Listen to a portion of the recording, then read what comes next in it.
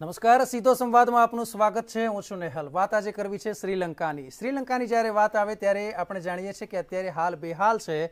રાષ્ટ્રપતિનું ઘર હોય કે પછી વડાપ્રધાનનું ઘર હોય કે પછી સંસદ, આ તમામ સ્થળે અત્યારે જે પ્રજા છે તેના તરફથી એક પ્રકારે આક્રોશ પ્રદર્શનકારીઓ દ્વારા જે પ્રમાણે સતત હુમલા થઈ રહ્યા છે, ત્યારે પરિસ્થિતિ એવી છે કે જ્યારે દેશને બચાવવાની વાત હોય અને તે કિસ્સામાં રાષ્ટ્રપતિ ખુદ બીજા દેશમાં ભાગી જાય અને આ ચિંતાનો વિષય છે। ચિંતાનો વિષય નહીં માત્ર શ્રીલંકા માટે પરંતુ ભારત માટે તેનાથી પણ વધારે જટિલ પ્રશ્ન છે, કારણ કે આપણો પાડોશી દેશ છે અને સાથે એવા ઘણા કનેક્શન છે। જેમ કે તમિલનાડુની વાત કરીએ અને શ્રીલંકાની વાત કરીએ તો ઘણો ગરોબો છે, ઘણા સંબંધ છે। ત્યારે આ કિસ્સામાં જે ઇમરજન્સી લાદવામાં આવી છે તે ભારતને કેટલી અસર કરશે, આ જ છે આપણો વિષય, જેનું નામ છે લંકામાં ઇમરજન્સી, ક્યાં ક્યાં થશે અસર।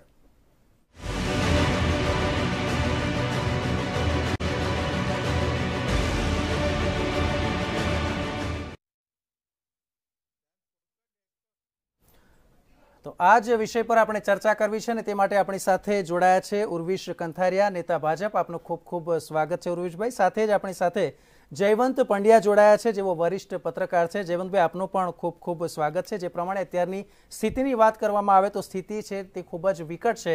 શ્રીલંકાની પરિસ્થિતિને કારણે જો વાત કરીએ તો આજે ઠેર ઠેર આપણે જોઈ રહ્યા છે કે પેટ્રોલ માટે લાંબી લાંબી કતાર લાગે છે। જે રૂપિયો છે, શ્રીલંકન રૂપી, તેનું ધોવાણ સતત વધી રહ્યું છે અને સૌથી વિશેષ બાબત એ છે કે ગૃહ યુદ્ધ જેવી સ્થિતિનું નિર્માણ થયું છે।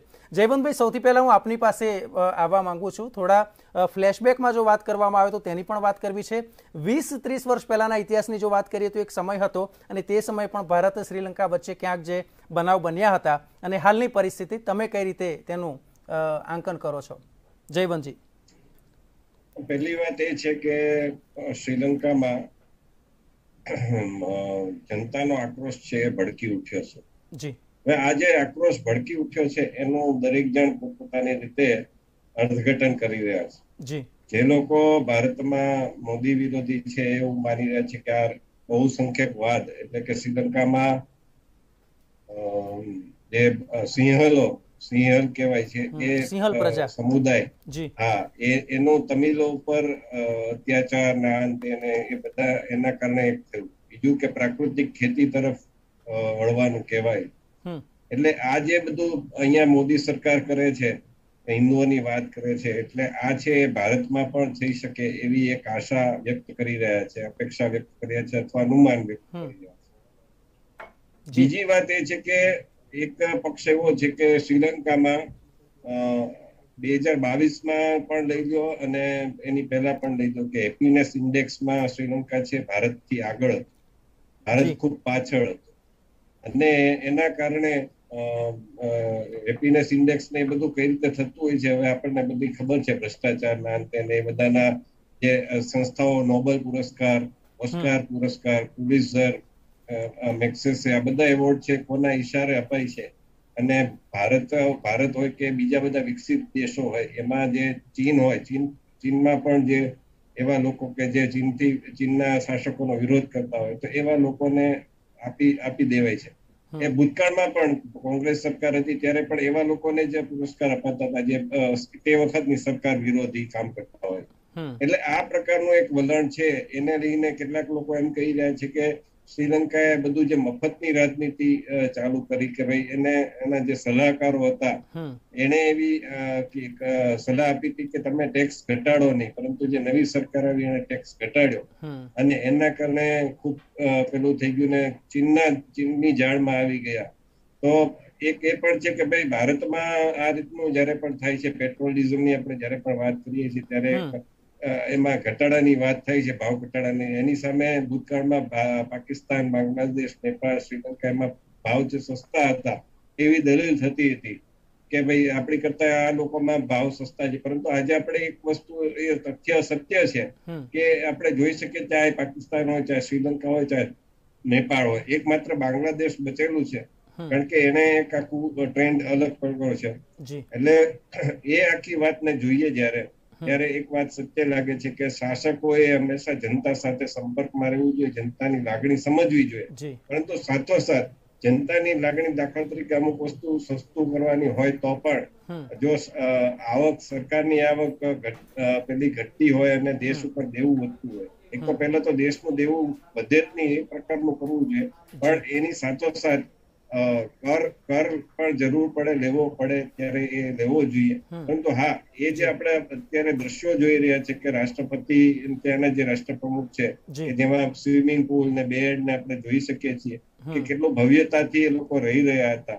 તો એ વસ્તુ છે એ ખોટી છે એવું મને લાગે છે. જી બિલકુલ, જે પ્રમાણે આપણે વાત કરી. ઉર્વિશભાઈ, આપની પાસે આવવા માંગીશ. એક બાબત મારે જાણવી છે કે ચોક્કસથી ભારતે એક આપણે કહીએ ને કે મોટા ભાઈ તરીકે પણ આપણે કદમ ઉઠાવ્યું છે કે શ્રીલંકાને જ્યાં જ્યાં જે જરૂરી સહાય હશે અને શક્ય હશે તે બધી જ મદદ કરીશું, એમ આપણે પણ એક હાથ લંબાવ્યો છે તેમને મદદ માટે.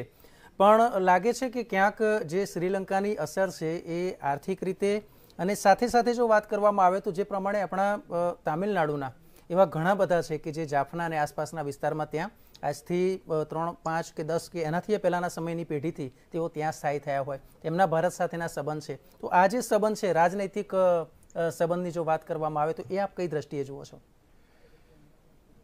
સૌપ્રથમ તો આપે જેમ કહ્યું તો ભારત હંમેશા માનવતા વાળો દ્રષ્ટિકોણ રાખે છે. જી, એમની આંતરિક પરિસ્થિતિનું આપણે આ ચોક્કસ આકલન કરીશું. જયવંતભાઈએ પણ કેટલાક મુદ્દા ઉપસ્થિત કર્યા છે. જી, પરંતુ બેઝિક ભારતનો દ્રષ્ટિકોણ એ છે કે ત્યાંના લોકોને કોઈ તકલીફ ના પડે એ માટે પોતાનાથી જે શક્ય હોય એ મદદ કરવા માટેની એમણે એક પહેલ કરેલી છે. આ દિશામાં કેટલાક કદમ પણ લેવાયા છે. પરંતુ એ પહેલાં આપણે એ જોઈએ કે આ પરિસ્થિતિનું આકલન શું છે બેઝિકલી. જી, તો સૌથી પહેલાં તો એક આર્થિક વિષમતા, આર્થિક ક્રાઇસિસ શ્રીલંકામાં ઊભી થઈ છે. અને આર્થિક ક્રાઇસિસની પાછળ રાજકીય ક્રાઇસિસ છે અને કેટલાક અતિ મહત્વકાંક્ષી આર્થિક નિર્ણય જેને કારણે એ લોકોનું વિદેશી હુંડિયામણની પરિસ્થિતિ અત્યારે બહુ ગંભીર થઈ ગઈ છે. તો આ નિર્ણયો કયા હતા? તો એમાં બેઝિકલી 4 મુદ્દા આવે છે. પહેલો એ છે કે એમની પાસે એક બંદર વ્યવસ્થા, પોર્ટ વ્યવસ્થા ખૂબ જ મજબૂત હતી, છતાં પણ એક નવું પોર્ટ ઊભું કરી અને એને વ્યાપારી ધોરણે એ લોકો ચલાવવા ગયા અને પછી એમાં રિટર્ન ઓફ ઇન્વેસ્ટમેન્ટ ના આવ્યું એટલે એ ચાઇનાને લેવરેજ કરીને 80% સ્ટેક આપી દીધો. એટલે ઓપરેશનલ કંટ્રોલ ટોટલી એનો લગભગ ચીનને આપી દીધો. એ પરિણામે એક વિષમતા ઊભી થઈ કે જે એમના એક્ઝિસ્ટિંગ પોર્ટ્સ છે એમની સાથે એક પોર્ટ, પોતાનું જ પોર્ટ એક હરીફાઈમાં ઉતરી ગયું. એટલે આંતરરાષ્ટ્રીય વ્યાપાર વ્યવસ્થા ખોરવાવા લાગી. સિલોનની અમુક જે પ્રોડક્ટ્સ છે, સિલોન ટી જે વિશ્વભરમાં પ્રખ્યાત છે, વિશ્વમાં બીજા કે ત્રીજા નંબરનું એક્સપોર્ટ ટીનું એક્સપોર્ટમાં શ્રીલંકા છે. પરંતુ આ પરિસ્થિતિને કારણે એ એક્સપોર્ટ પણ એમનું જોખમાયું. બીજી વસ્તુ કે એમણે ઓર્ગેનિક ખેતી તરફ પ્રયાણ કર્યું, પણ એવી રીતે કર્યું કે એક જ ઝાટકે એમણે એક એવો નિર્ણય લઈ લીધો 21મી જૂન 2021 કે આવતીકાલથી બધા લોકોએ ઓર્ગેનિક ખેતી તરફ વળી જવાનું.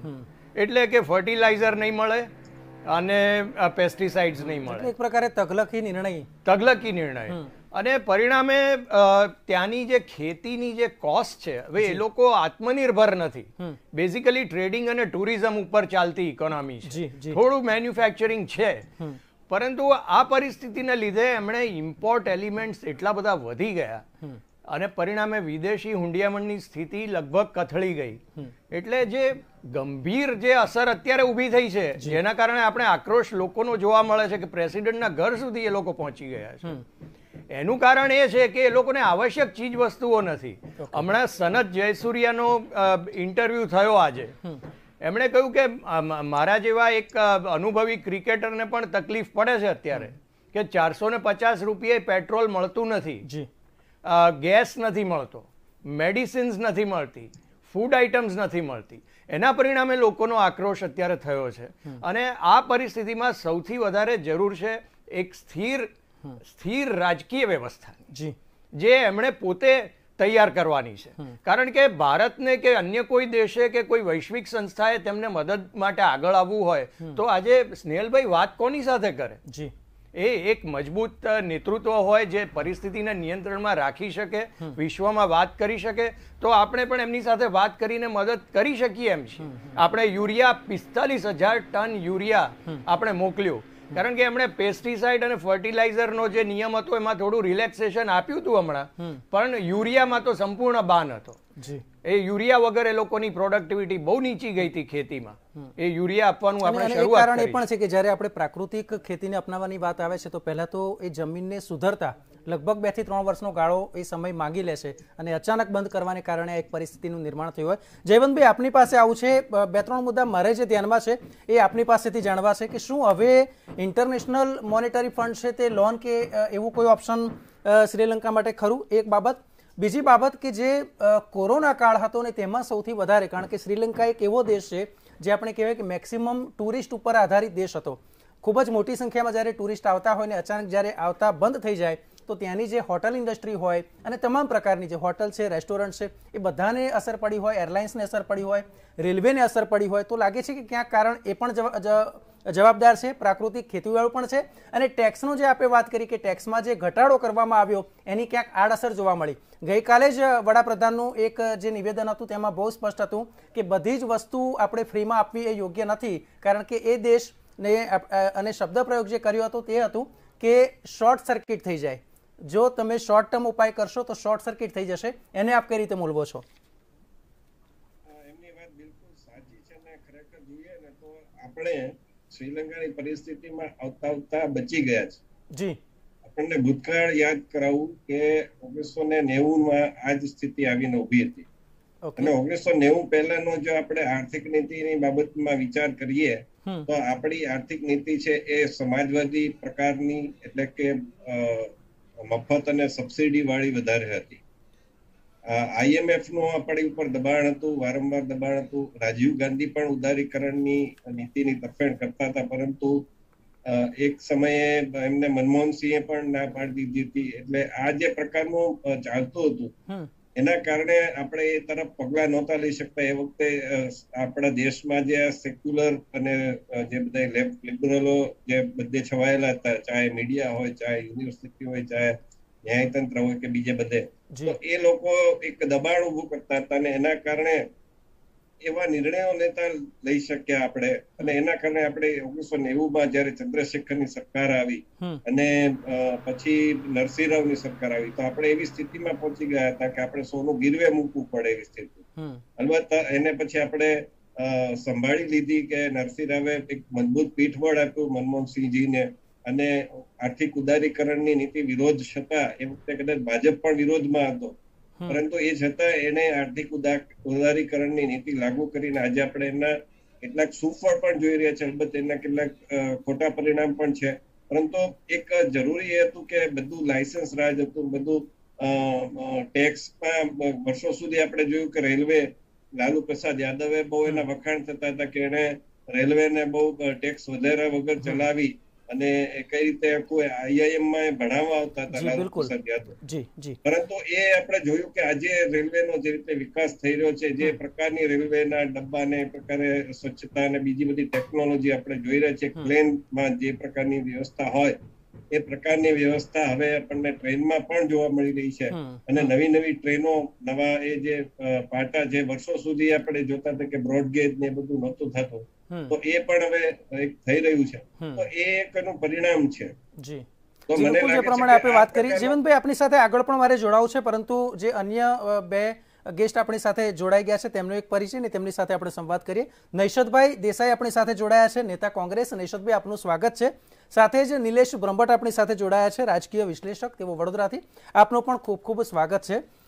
નૈશદભાઈ, આપની પાસે આવવા માંગુ છું. મને કિસ્સો યાદ આવે છે કે જ્યારે પેરામ્બુદુર ખાતે સભાને સંબોધન કરતા હતા સ્વર્ગીય રાજીવ ગાંધી, અને તે સમયે જે બોમ્બ એટેક થયો હતો અને એના કનેક્શન ક્યાંક શ્રીલંકા સાથે હતા, તો લાગે છે કે ઘણીવાર આપણી જે કૂટનીતિ હોય, વિદેશ નીતિ હોય, એમાં પણ જો ક્યાંક આડઅસર થાય તો આ પ્રકારના પરિણામ સામે આવતા હોય છે. તો અત્યારે જે ઘટના છે શ્રીલંકાની, એને આપ કઈ રીતે મૂલવો છો?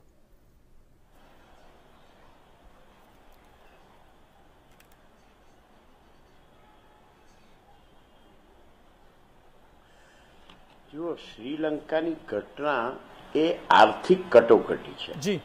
હવે એ આર્થિક કટોકટીનું જે કારણ છે એ સરકારે જ્યારે લોકતંત્રમાં ચૂંટણી થાય ત્યારે સરકાર જે વચનો આપતા હોય, રાજકીય પક્ષો જે વચનો આપતા હોય, અને પછી જ્યારે શોર્ટકટ લેવામાં આવે અને શોર્ટકટ લઈને અમુક પગલાં જ્યારે ભરવામાં આવે, જ્યારે તમારી આર્થિક કટોકટી ઊભી થાય, અત્યારે જે શ્રીલંકાની હાલત છે એમાં સૌથી વધારે ઇન્ફ્લેશન અને હવે આ દેવાને કારણે થાય. ચાઇનાનું દેવું એટલું વ્યાપક પ્રમાણમાં વધ્યું. હવે એ દેવું એમણે વધારતા તો વધારી દીધું, પણ એમણે એ વિચાર નહીં કર્યો કે હવે આપણે અહીંયા આપણું એક્સપોર્ટ કે આપણી આવક કઈ રીતે ઊભી કરીશું. અને એને કારણે આખી લોકતંત્ર, ભલે તમે ગમે તેટલી બહુમતી લો, પણ બહુમતી લીધા પછી તમારું પરફોર્મન્સ, અને પરફોર્મન્સમાં પણ જ્યારે તમે સમગ્ર અર્થતંત્રનો જ્યારે વિચાર કરતા હોય ત્યારે તમારી આવક અને તમારું એક્સપોર્ટ એની ઉપર પણ સૌથી વધારે આધાર છે. એટલે શ્રીલંકાની જે કટોકટી છે એ સંપૂર્ણપણે આર્થિક કટોકટી છે. હવે એમાં જનમાનસ એક ઉભરા તરીકે ઉભરી આવ્યું, એક ટોળાશાહી આવી ગઈ, અને એમાંથી પછી એમણે આ જે ઘટનાઓ બની છે તે અરાજકતાની બની છે. એટલે તમે આર્થિક કટોકટી તરફ જાઓ ત્યાર પછી અરાજકતાનો તમારે સામનો કરવો પડતો હોય, અને અત્યારે શ્રીલંકા સંપૂર્ણપણે અરાજકતાનો સામનો કરી રહ્યું.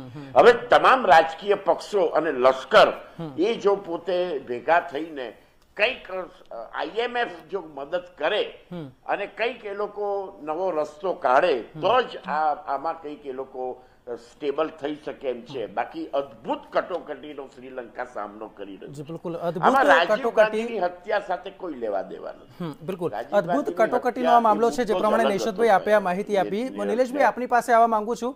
એક બાબત મારે જાણવી છે કે અત્યારે જે પણ પરિસ્થિતિ થઈ ગઈ, પણ પરિસ્થિતિ એ છે કે ત્યાં અત્યારે વૃદ્ધો છે તે લાચાર છે, મહિલાઓ છે, બાળકો છે તેઓ ભૂખે મરે છે, તેઓ રસ્તા પર આવી ગયા છે. એવા ઘણા પૈસાને માટે એવી ઘટના બને છે કે જેમાં આર્મી હોય, આર્મીમાં કામ કરતા લોકો હોય તે, અથવા તો મહિલાઓ હોય તે ક્યાંક જાણી જોઈને સેક્સ સંબંધિત પ્રવૃત્તિમાં લાગી ગયા છે. ત્યાં હદે અત્યારે શ્રીલંકાની પરિસ્થિતિ આ પ્રકારની થઈ છે. તો કઈ રીતે તેમાંથી બહાર ઉભરી શકાશે? આપને શું લાગે છે? ભૂતકાળના એવા કોઈ દેશના કિસ્સા હોય તે પણ આપ કહી શકો છો.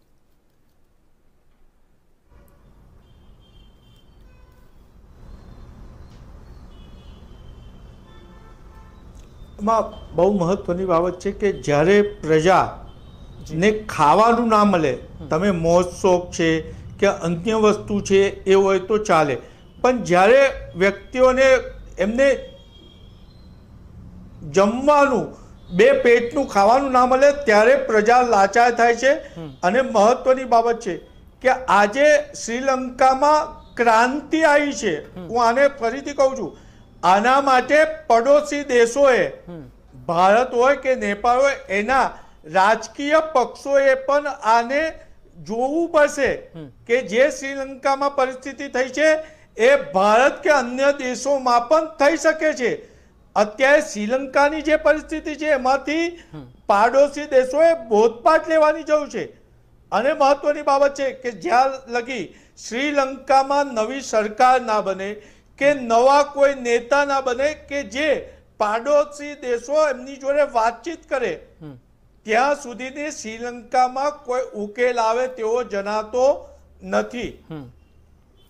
પણ નિલેશભાઈ, એક બાબત એ પણ છે ને કે અત્યારે જો વાત કરવામાં આવે તો રાષ્ટ્રપતિ પોતે દેશ છોડીને ભાગી ગયા છે, વડાપ્રધાન છે અત્યારે કાર્યકારી રાષ્ટ્રપતિ બન્યા છે, તો એનો હલ શું? એનો એટલે કેટલા દિવસ સુધી જનતાએ રાહ જોવી પડશે? કારણ કે ક્યાં સુધી જનતા પીડાશે, કેટલા દિવસ સુધી તે ભૂખે મરશે? પ્રશ્ન એ આવીને ઉભો છે.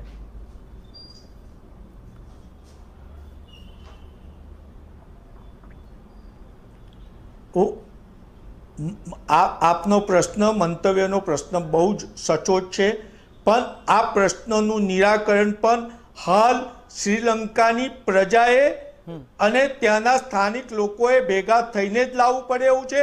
આમાં ગમે તે ભારત હોય કે અમેરિકા હોય કે ચીન હોય, એ ગમે તેટલી મદદ કરશે, પણ જ્યાં સુધીને ત્યાંના સ્થાનિક લોકો ભેગા થઈને આ મુદ્દાનો હલ નહીં લાવે ત્યાં સુધી અન્ય કોઈ પણ દેશ મદદ નહીં કરી શકે કે એમના પ્રશ્નોનું નિરાકરણ નહીં આવે. આ અરાજકતા મને લાગે છે ત્યાં સુધી હજુ 10 દિવસ સુધીને રહેશે તેવું સ્પષ્ટ જણાય છે.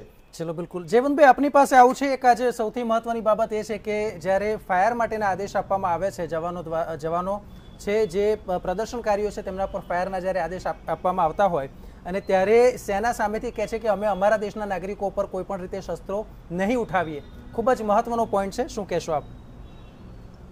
બહુ અગત્યની વાત છે. આ જો બળવો છે એ પહેલા જ ડામી દઈ શકાયો હોત, પરંતુ સેનાની એમાં મુખ સંમતિ હોય તો જ આ થાય. બહુ સ્પષ્ટ વાત છે, કારણ કે એ લોકો નહીતર રાષ્ટ્રપતિ કે વડાપ્રધાનના નિવાસ સુધી કે સંસદના નિવાસ સુધી કે સરકારી ટીવીમાં એ લોકો પહોંચી જ ન શકે. એટલે અને સેનાને પણ આ આદેશ આપ્યો. પણ બીજી વાત મહત્વની એ છે કે આમાં જે પ્રદર્શનકારીઓ છે એ બધા જ પક્ષો સામે ઉકળી ગયા છે. એટલે જો કે રાનિલ વિક્રમસિંહ અને જે વિપક્ષના નેતા હતા જે અગાઉની સરકારમાં હતા એને બનાવાયા વડાપ્રધાન. હમણે જે ગોટાબાયા છે, રાજપક્ષે ગોટાબાયા, એને વડાપ્રધાન બનાવ્યા. એમ માની લીધું કે ભાઈ કદાચ પ્રદર્શનકારીઓ માની જશે, વિરોધીઓ માની જશે, પરંતુ એ લોકો એની સામે પણ રોષે ભરાયેલા છે, એટલે એને પણ માનવા તૈયાર નથી. એટલે આમાં એ લોકો માને છે કે બધા જ લોકો, બધા જ રાજકીય પક્ષો છે એ ફ્લોપ ગયા છે આમાં. એટલી હદ સુધીની પરિસ્થિતિ ખરાબ છે. એટલે આ બહુ એક ચિંતાજનક અને એ વાત છે કે બધા જ રાજકારણીઓ છે ખરાબ છે એવો મેસેજ જયારે જનતામાં જાય છે. ભારતમાં પણ આપણે જોઈ રહ્યા છીએ કે બધા જ રાજકારણીઓ છે ખરાબ છે એવો મેસેજ આપણે કદાચ મીડિયા તરીકે થતો, એક પત્રકાર તરીકે થતો, કોલમિસ્ટ તરીકે ઘણીવાર આપણે પણ આપતા હોઈએ છીએ, ભૂલ કરતા હોય. પરંતુ એવી ભૂલ ન કરવી જોઈએ, કારણ કે આનો ઉકેલ શું આવશે આપણને ખબર નથી. આનાથી એ લોકોએ ગૃહયુદ્ધ જેવી સ્થિતિ કરી દીધી છે. કદાચ હવે સેના અત્યારે જવાબ નથી આપી રહી, પરંતુ કોઈક રીતે આનું નિરાકરણ લાવશે, કઈ રીતે સરકાર નવી રચશે, એ બધા પ્રશ્નો છે. સરકાર રચાશે તો પણ એનાથી આ પરિસ્થિતિનો ઉકેલ આવવાનો છે કે કેમ, એ પણ પ્રશ્ન છે. એટલે આપણે પણ આનાથી એક બોધપાઠ લેવો. બીજું કે એક વાત મારે કહેવાની રહી ગઈ અગાઉ વખતે કે આમાં એક વસ્તુ એ પણ છે કે પરિવારવાદ, જે રીતે ગોટાબાઈ રાજપક્ષે એના મોટા ભાઈ, એના નાના પેલા એના ભત્રીજા, એના નાના ભાઈ, એના પોતાના દીકરા, આવા બધાને કૃષિ પ્રધાન તેને વડાપ્રધાન ને બધાને બનાવી દીધા હતા અને બધાએ એનો ઉપયોગ છે પોતાનું ઘર ભરવામાં કર્યો હતો. તો આ વાત પણ આપણે એક બોધપાઠ તરીકે ભારતમાં પરિવારવાદી જે રાજકારણ છે એની સામે લેવું પડશે કે પરિવારવાદી રાજકારણને પોતાનું જ ઘર ભરવું એ છે એ નુકસાન કરતા સાબિત થઈ શકે છે. બિલકુલ. નૈશાદભાઈ, આપની પાસે આવું છે. એક બાબત મારે આપની પાસેથી જાણવી છે કે એ જે આ જે પરિસ્થિતિ છે એને શું આપણે ગૃહયુદ્ધ કહી શકાય?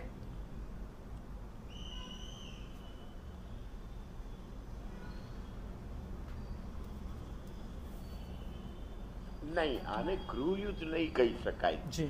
ગૃહયુદ્ધ ક્યારે હોય કે જ્યારે એક વર્ગ, એક ધર્મ કે એક જાતિના લોકો બીજી જાતિ અને બીજા ધર્મ સાથે સંઘર્ષમાં ઉતર્યા હોય. એ સંઘર્ષ જે હોય એક ક્લાસનો બીજા ક્લાસ સાથેનો, એ સંઘર્ષમાં હિંસા થતી હોય, એ ગૃહયુદ્ધ કહેવાય. જેમ કે આર્મી અને એલટીટી. આને તમે ગૃહયુદ્ધ કરતા આને સરકારની નીતિઓની સામે આમ પ્રજાનો અસંતોષ, આ અસંતોષ આમ પ્રજાનો ચોક્કસ આપ કહી શકો.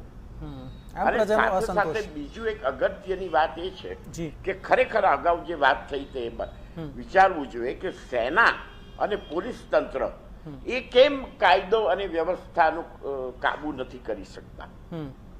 પણ નૈશાદભાઈ, અહીંયા પ્રશ્ન એ થાય છે ને કે જયારે વડાપ્રધાન કોઈ જવાબદારી લેવા તૈયાર ના હોય, રાષ્ટ્રપતિ કોઈ જવાબદારી લેવા તૈયાર ના હોય, તો પછી સેના કઈ રીતે આગળ વધે? સેનાને કમાન્ડ કોણ આપે?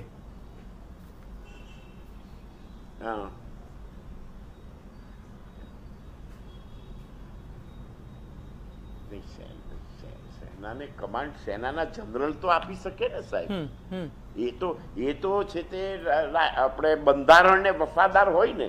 ચાલો એક વ્યક્તિ પ્રધાનમંત્રી કે એક વ્યક્તિ રાષ્ટ્રપતિ તરીકે કદાચ વિવાદ ઉપસ્થિત થયો હોય તો સેનાના જનરલ તો પોતે શાંતિ સ્થાપવા માટે કાયદો વ્યવસ્થા જાળવવાનો પ્રયાસ કરી શકે ને, અને પોલીસ તંત્ર પણ એ આમાં થઈ શક્યું નથી. એટલે એક વાત પણ છે કે આ જે ફુગાવો અને મોંઘવારીની જે અસર એ દરેકને સ્પર્શી ગઈ, 90% લોકોને સ્પર્શી ગઈ. એટલે એને કારણે 90% લોકોનો એક ઉહાપો ઉભો થઈ ગયો. એટલે આ અરાજકતા ખરેખર ગૃહયુદ્ધ કરતા સૌથી વધારે એક તંત્રની સામે, અને એ તંત્રની સામે અને એની આર્થિક નીતિઓને કારણે આ અરાજકતા આર્થિક નીતિમાં ફેલ ગયા એવું આપણે કહી શકીએ. એક સમયની મર્યાદા છે. આમાં સર્વપક્ષીય તમામ રાજકીય પક્ષો ભેગા થઈને આનો ઉકેલ લાવે. સમયની મર્યાદા છે મારી પાસે. ટૂંક સમયમાં 1 મિનિટમાં મારે જવાબ જોઈએ છે. ઉર્વિશભાઈ આપની પાસે આવવા માંગુ છું. મારે એ જાણવું છે હવે કે શ્રીલંકા પાસેથી આપણે શું સબક લઈશું? ચોક્કસ. સૌથી પ્રથમ તો આપણે રાજકીય સ્થિરતા અને આર્થિક સ્થિરતા એ બે મહત્વના મુદ્દા છે. આર્થિક સ્થિરતા માટે રાજકીય સ્થિરતા ના હોય તો આર્થિક સ્થિરતા નથી આવી શકતી. એ આ ઉદાહરણ છે. અને આત્મનિર્ભર થવું એ ખૂબ અગત્યનું છે, કારણ કે એમનો 57% એમનો જે રેવન્યુ જે છે એ સર્વિસ સેક્ટરમાંથી, એટલે ટુરિઝમ સારી બાબત છે, ટુરિઝમ તરીકે એક સારું સેન્ટર છે, પરંતુ એના ઉપર નિર્ભર હોવાથી એ આત્મનિર્ભર નહીં થઈ શક્યા. પરિણામે આજે વિદેશી ઊંડિયામણની પરિસ્થિતિ થઈ, ભાવો અસ્થિર થઈ ગયા, લોકોને અછત વર્તાવા લાગી, અને આ પરિસ્થિતિ. ચાલો, એટલે દર્શક મિત્રો, એ મહત્વની બાબત એ છે કે શ્રીલંકાની આ ઘટના છે, પરંતુ બહુ જ સીધી રીતે આપણે કહી શકાય કે ભારતને તે સ્પર્શી શકે તેમ છે. ત્યારે આપણે એ કાળજી રાખવી પડશે. આપણી પણ જે આર્થિક નીતિ છે એના ઉપર આપણે ફોકસ કરવું પડશે. રાજનીતિક નીતિ, વિદેશ નીતિ, આ તમામ પાસા એવા છે કે જેનો આપણે પણ અભ્યાસ કરવો જરૂરી છે. કારણ કે આપણા પાડોશી દેશની જો વાત કરીએ તો શ્રીલંકા છે, પાકિસ્તાન છે, એની જે અત્યારે કથળે હાલ સ્થિતિ છે, ત્યારે ચિંતાનો વિષય એ છે કે આપણે પણ આ બાબતે ખૂબ જ પરફેક્શન સાથે આગળ વધવું પડશે. તો દર્શક મિત્રો, સીધો સંવાદમાં અત્યારે બસ આટલું જ. ઉર્વિશભાઈ, નૈશદભાઈ, જયવંતભાઈ, નિલેશભાઈ, આપ ચારેય અમારી સાથે જોડાયા એ બદલ આપનો ખૂબ ખૂબ આભાર. તો સીધો સંવાદમાં આપણે વાત કરી લંકામાં ઇમરજન્સી ક્યાં થશે અસર. અત્યારે બસ આટલું જ. મને આપશો રજા. નમસ્કાર.